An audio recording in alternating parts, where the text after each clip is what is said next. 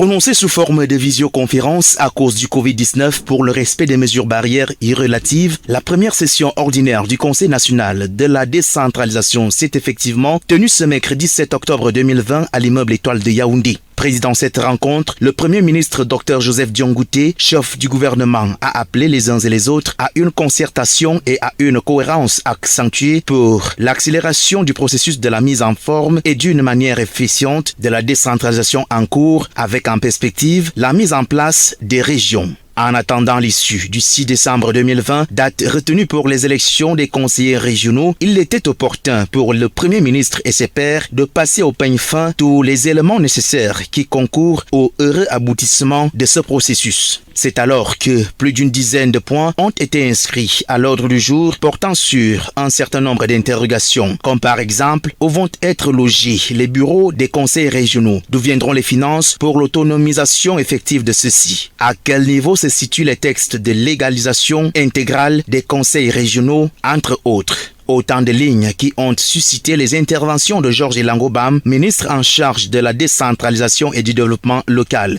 Paul Moutazé, ministre des Finances, Laurent Serge Etundingwa, ministre camerounais en charge de l'éducation de base, Emmanuel Ngannou Messi, ministre chargé des travaux publics, ou encore Anissé Akoua, président national des communes et villes unies du Cameroun, parmi tant d'autres.